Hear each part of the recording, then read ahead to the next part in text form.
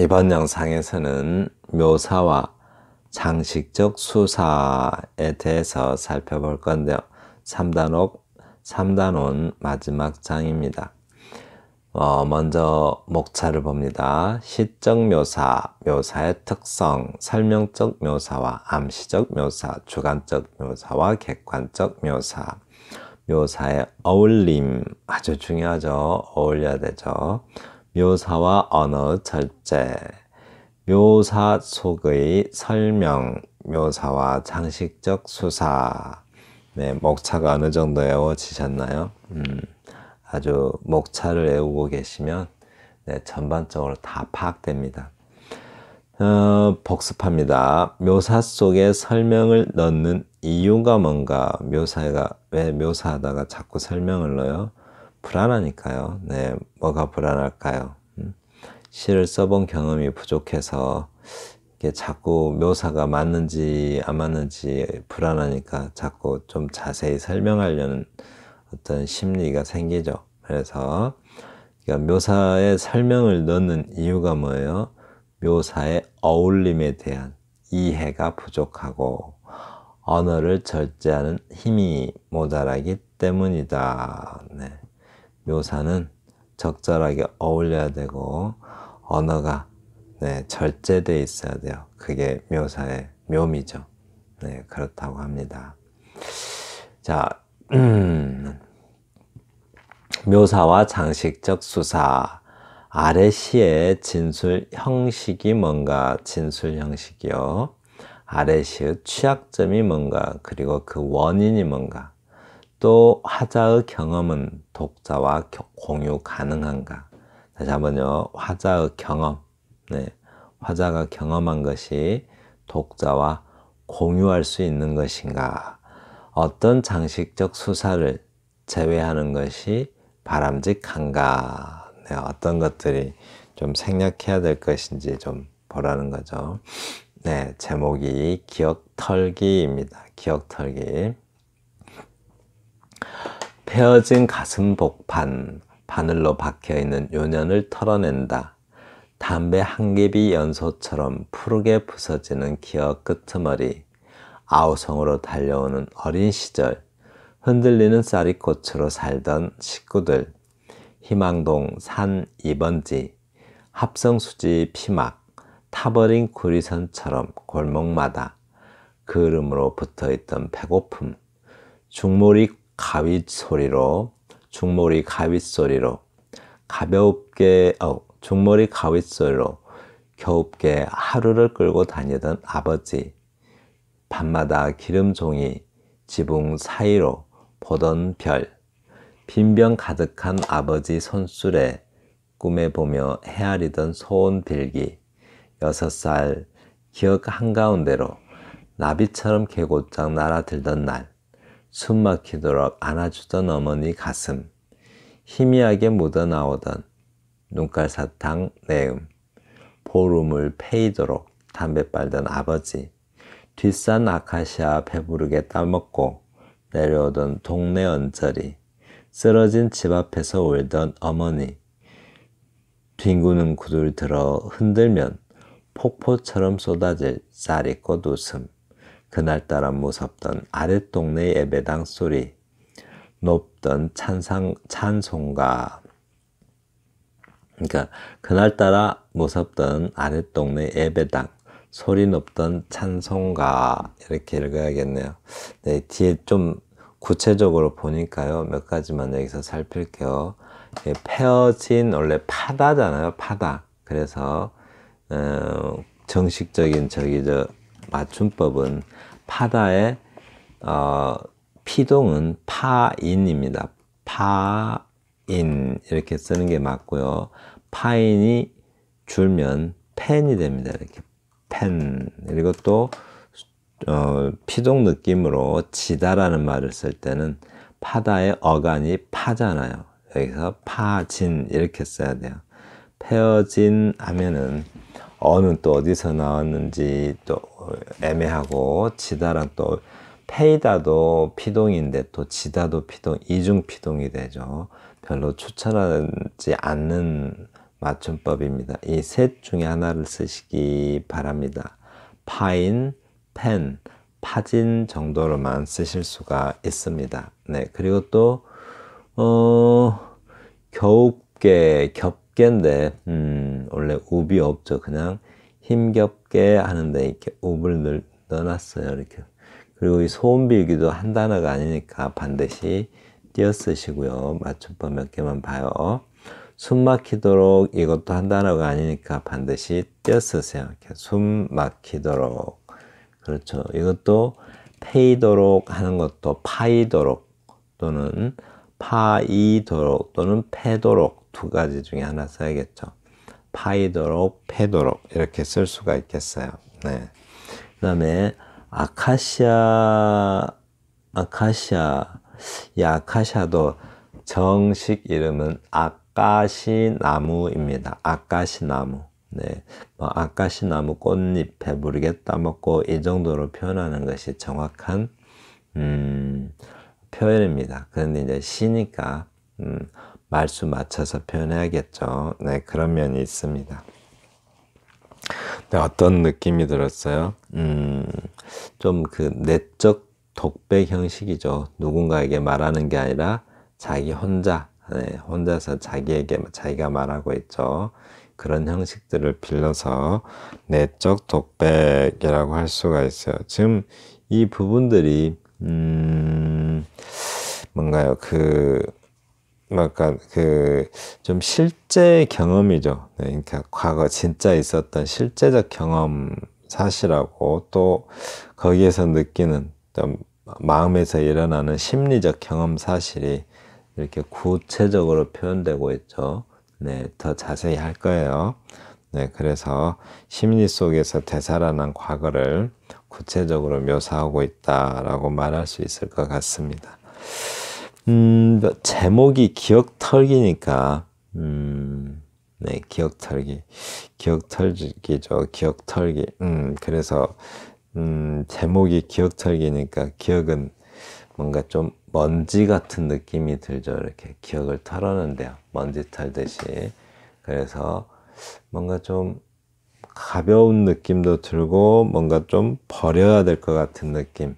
그런 느낌도 들죠. 네, 밑에 이제 좀 구체적으로 좀 다루는 부분이 있어서 따로 다룹니다. 네, 아까 있었던 문장이죠. 패어진 가슴 복판, 바늘로 박혀있는 윤연을 털어낸다.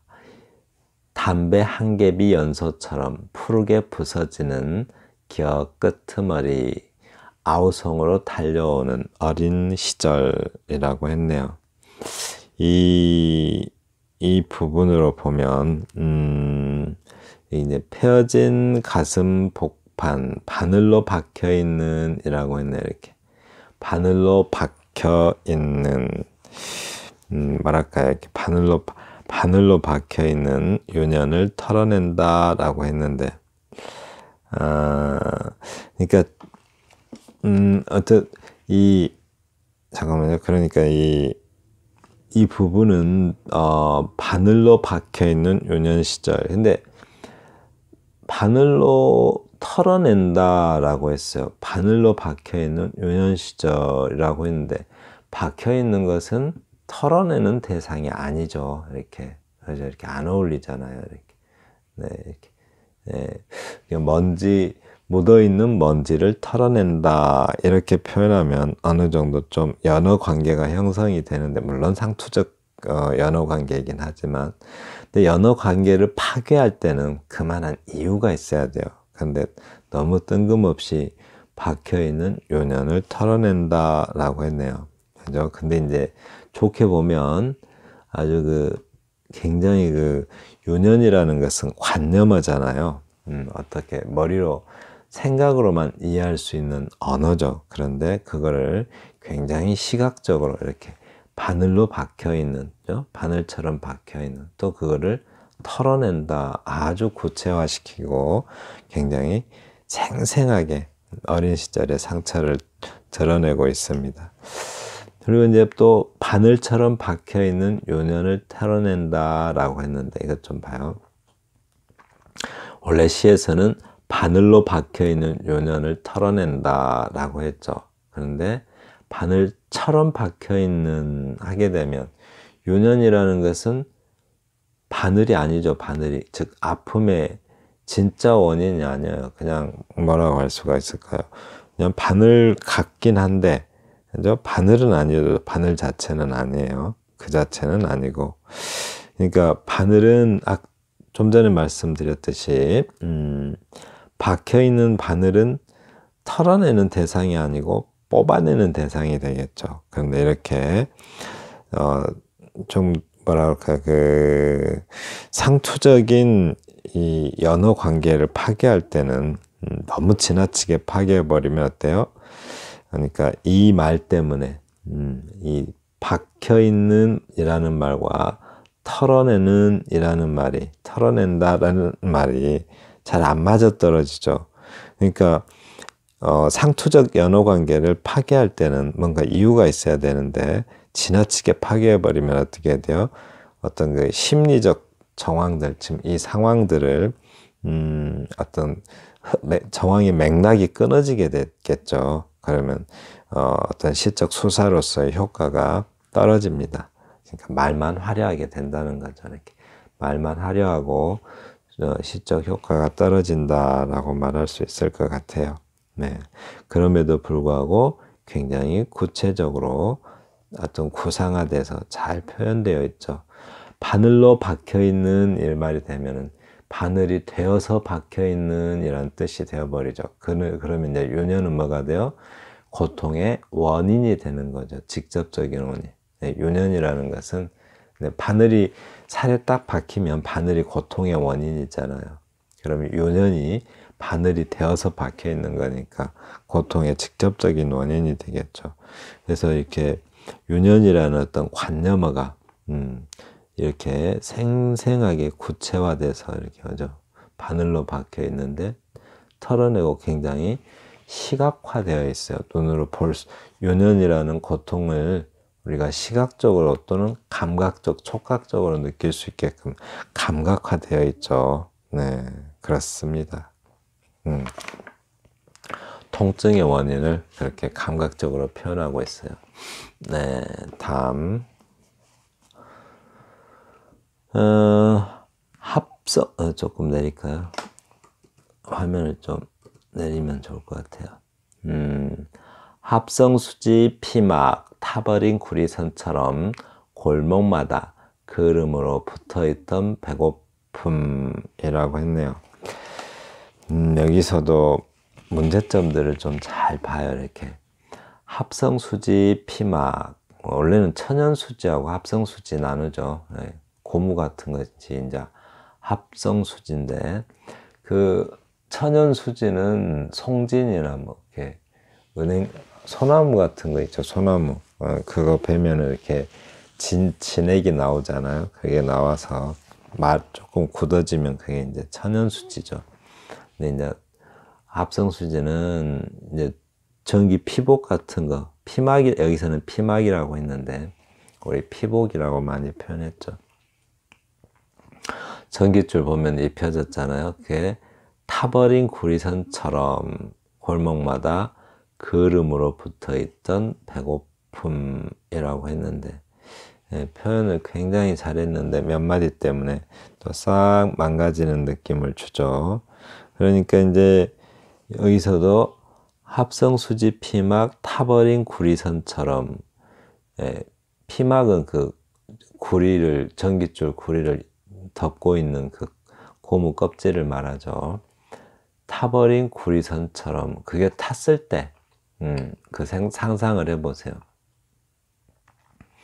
전깃줄이 타면 그 껍질이 구리에 어떻게 붙어 있는지 상상을 해봐요. 아주 그냥 처절하게 붙어 있죠. 전깃줄이 불에 탔을 때, 그죠? 그 타버린 고무가 구리선에 어떻게 붙어 있는지 상상을 해봐요.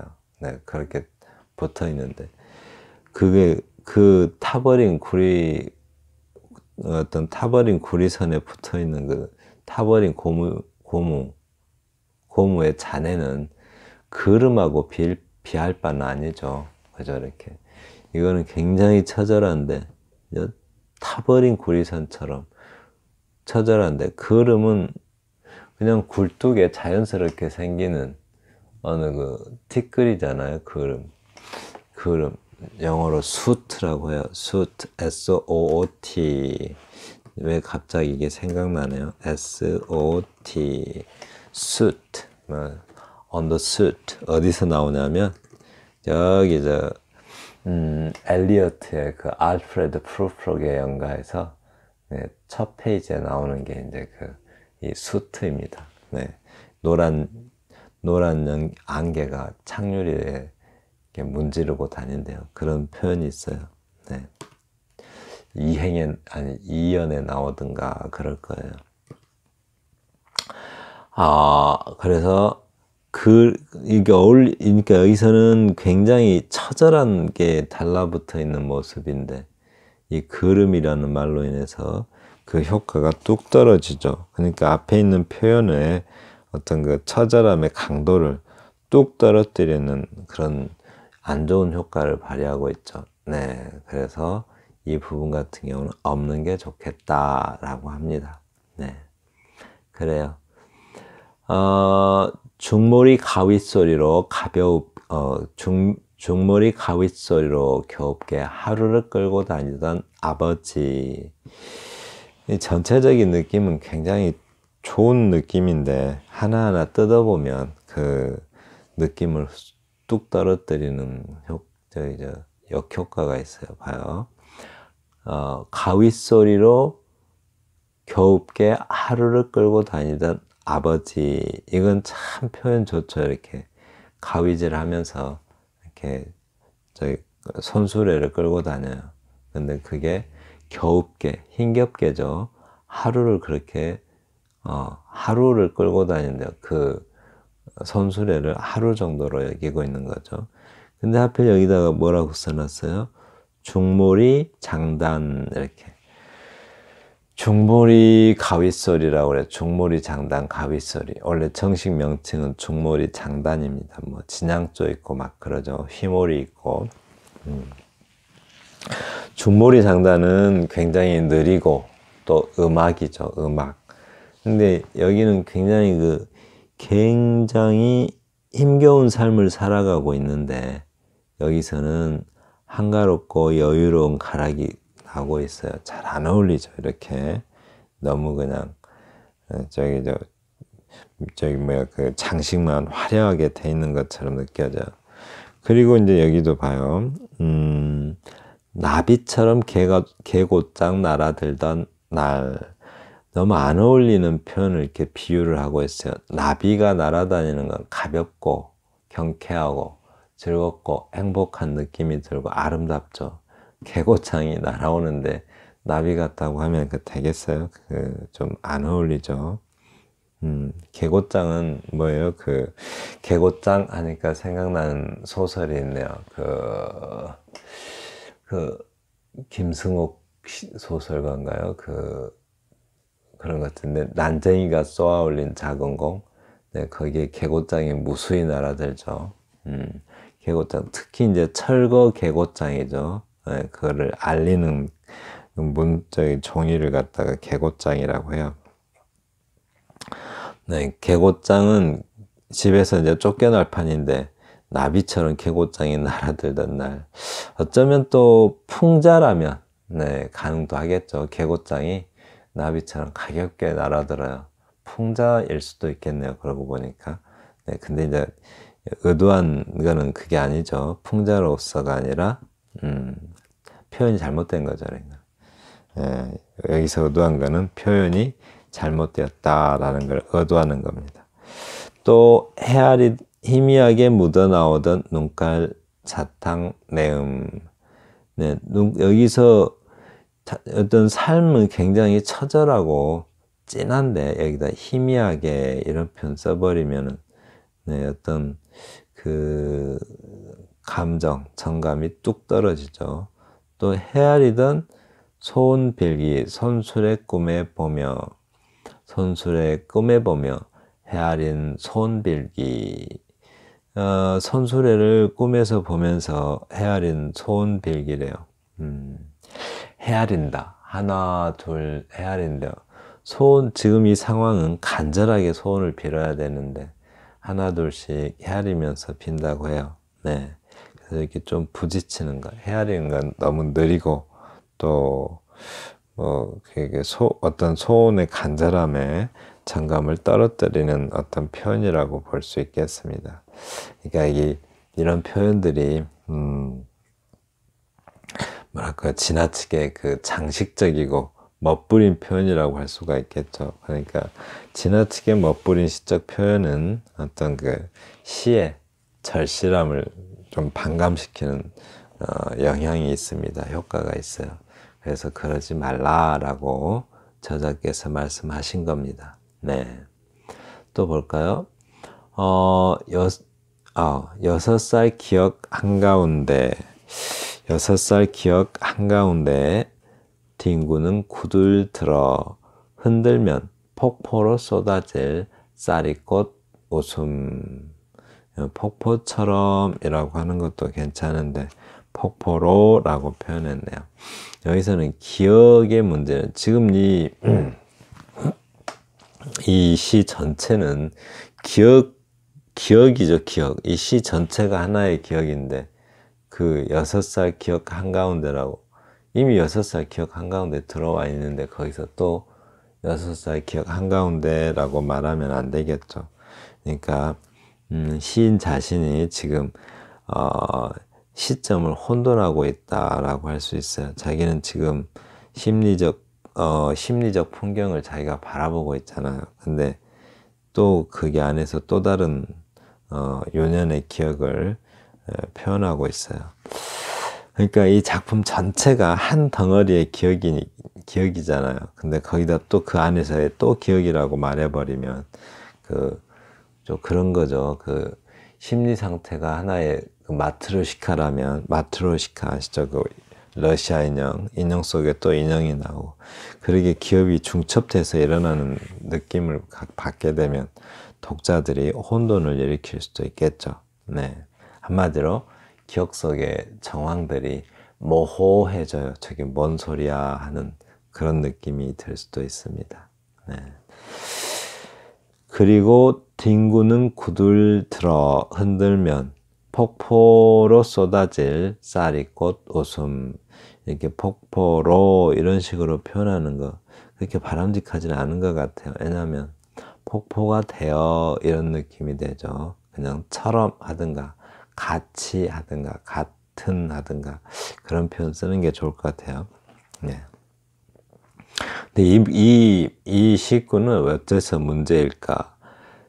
구들장 아세요? 옛날에 그 방구들이라고 해서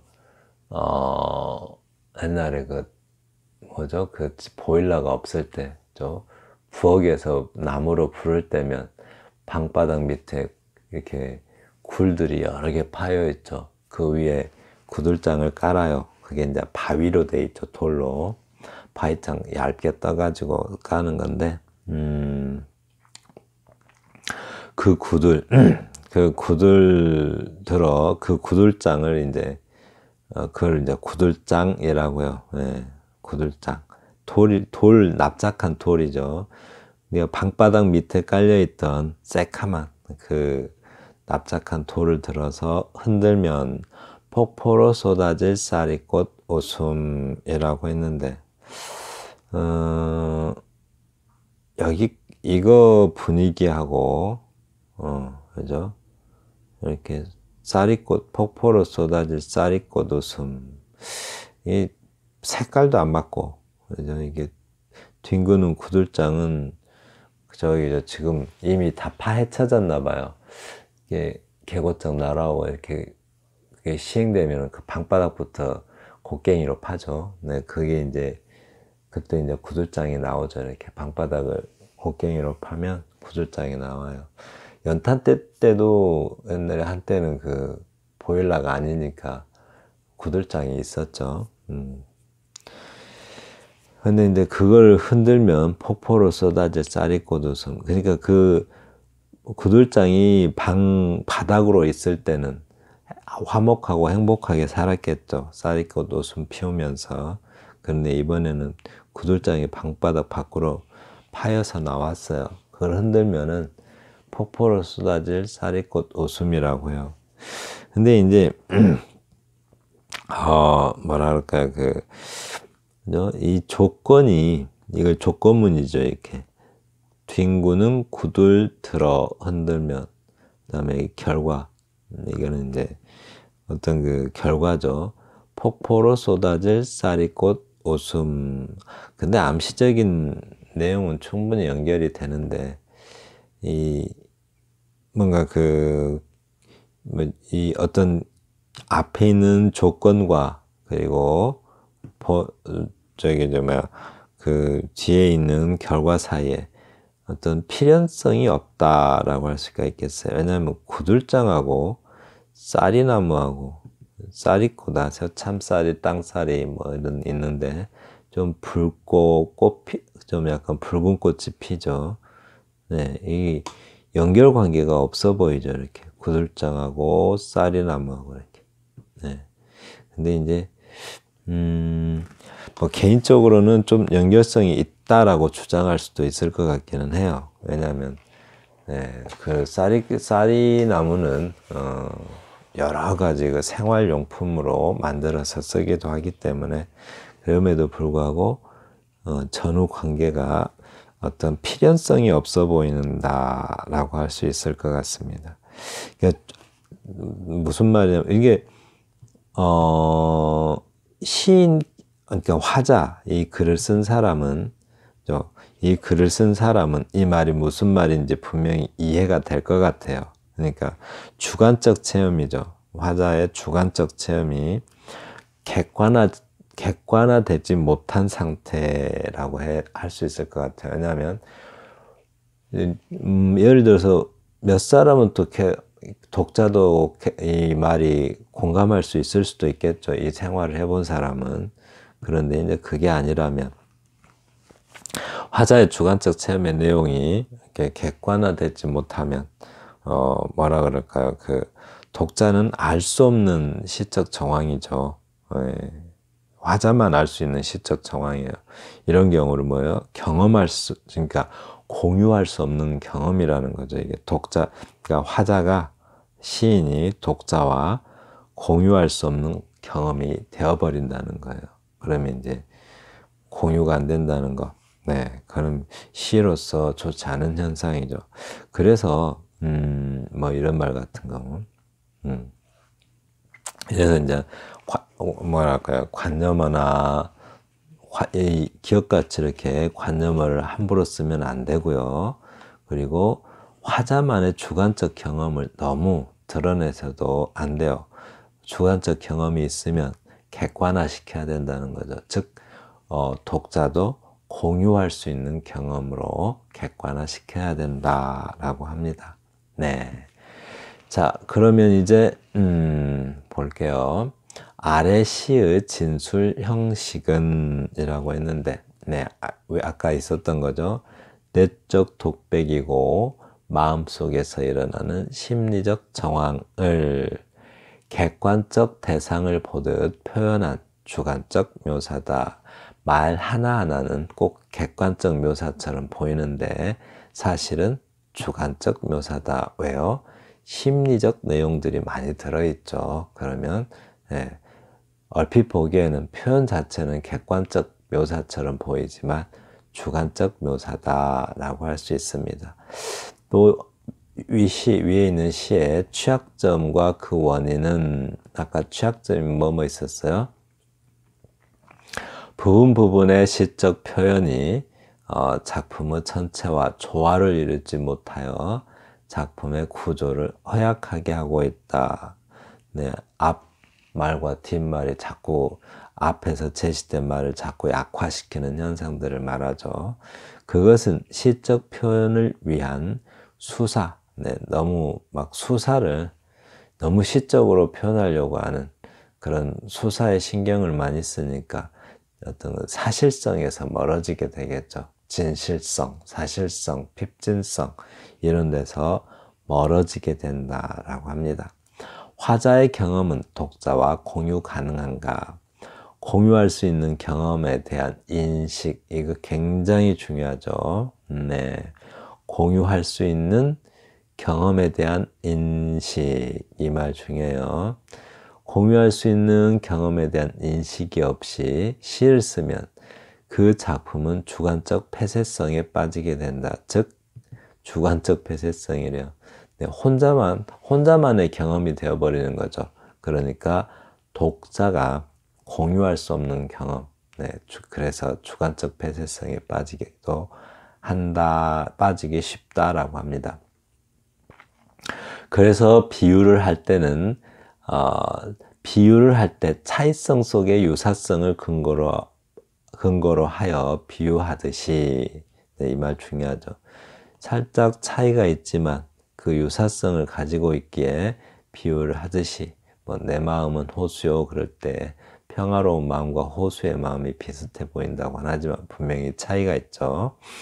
경험 사실을 진술할 때도 공유할 수 있도록 구체화하든지 공유할 수 있는 경험 사실을 진술해야 한다. 맞아요. 공유할 수 있는 공유할 수 있도록 구체화하든지 또 그게 안 되면은 뭐예요? 공유할 수 있는 경험 사실을 진술해야 한다라고 합니다. 자, 예를 들면 봐요. 이렇게 이거에 대한 예인데 이게 보면은 이제 하늘은 파란 도화지다라고 했을 때, 그죠? 하늘은 파란 도화지다. 그러니까 비유를 할 때 차이성 속의 유사성을 근거로 하여서 비유를 해야 된다고요. 마찬가지로 경험 사실도 네, 바로 그런 어떤 근거로 그와 비슷하게 해야 된다는 거죠. 하늘은 파란 도화지다라고 했을 때 차이성은 뭐예요? 하늘과 도화지의 차이성. 하늘은 공간이고 허공이고 푸른색이죠. 근데 도화지는 평면이고 구체적 사물이고, 그죠? 하늘은 사물이 아니잖아요. 그리고 하얀색이라는 차이점이 있어요. 그런데 그 속에 작은 유사성이 있죠. 뭐예요? 평평한 표면 같아 보인다는 점. 하늘은 표면도 아닌데 마치 그림을 그릴 수 있을 것 같은 그런 평평한 표면처럼 보이죠. 그게 작은 유사성입니다. 그걸 근거로 해서 하늘은 파란 도화지다 라고 은유를 하는 거죠. 네. 그리고 하늘과 도화지의 차이성과 유사성은 작자와 독자가 과거 경험 때문에 공유할 수 있는 성질이다. 우리 다 같이 경험했죠. 그래서 서로가 공유할 수 있는 성질이에요. 어떤 장식적 수사들을 제외하는 것이 바람직한가? 네, 밑에 다 나옵니다. 봐요, 이제. 어떤 장식적 수사들을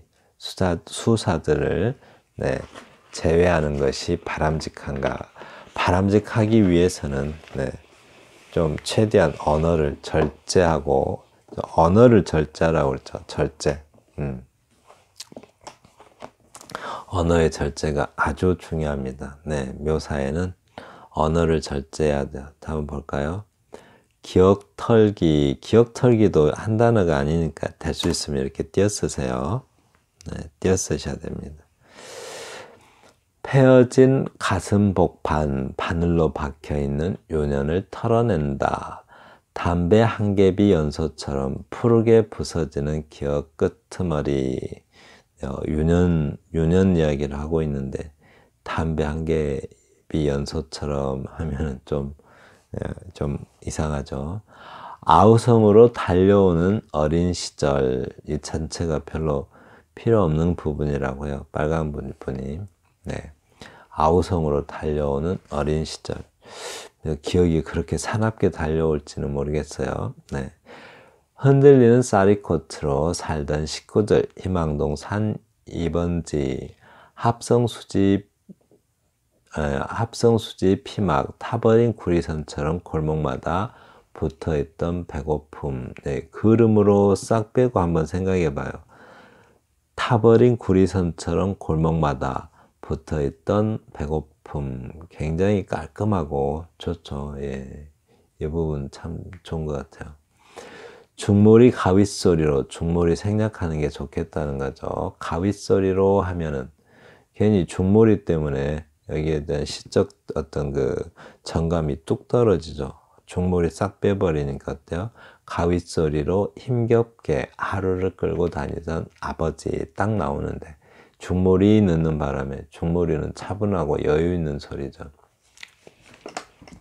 밤마다 기름종이 지붕 사이로 보던 별, 빈병 가득한 아버지 손술에 꿈에 보며 헤아리던 꿈에 보며 소원 빌기. 봐봐요. 손술에 꿈에 보며 소원 빌기. 연결이 굉장히 자연스럽게 돼요. 헤아리던 하나 뺐는데, 그죠? 손술에 꿈에 보며 소원 빌기. 이렇게 굉장히 자연스럽게 되는데, 이 사소한 말 한마디 때문에 맥락이 툭 끊어져 버리죠. 6살 한가운데로 아주 자연스럽게 연결돼. 이 한마디 빼니까. 6살 한가운데로 개고장 날아들던 날. 이 나비처럼 딱 빼니까 굉장히 자연스럽게 되죠. 개고장 날아들던 날. 숨 막히도록 안아주던 어머니 가슴. 희미하게 묻어나오던 눈깔 사탕 내음. 여기 희미하게도 딴 말로 좀 대체 좀 했으면 좋겠어요. 진하게 묻어나온, 그럴까요? 보름을 패이도록 담배 빨던 아버지, 뒷산 아카시아 배부르게 따먹고, 내려오던 동네 언저리, 쓰러진 집 앞에서 울던 어머니, 뒹구는 구들들어 흔들며 폭포로 쏟아질 쌀이꽃 웃음. 이걸 통째로 날려버리래요. 네. 그날따라 무섭던 아랫동네 예배당, 소리 높던 찬송가라고 하는 것이 자연스럽다고 합니다. 네, 정말 그런 것 같죠. 이 빨간 부분이 어떤 그 맥락이라고 그러죠. 시의 흐름의 맥락을 탁 끊어가지고 긴장감을 뚝뚝 떨어뜨리는 효과가 있습니다. 네, 그리고 또 그래서 최대한 네, 절제가 있어요. 언어의 절제가 있어야 됩니다. 네, 어디서 목차에 나왔었죠. 언어의 절제하고 이건가요? 네, 이렇게 묘사와 언어의 절제. 묘사를 할 때는 아주 언어의 절제가 아주 중요합니다. 네, 오늘은 묘사와 장식적 수사에 대해서 살펴봤습니다. 감사합니다.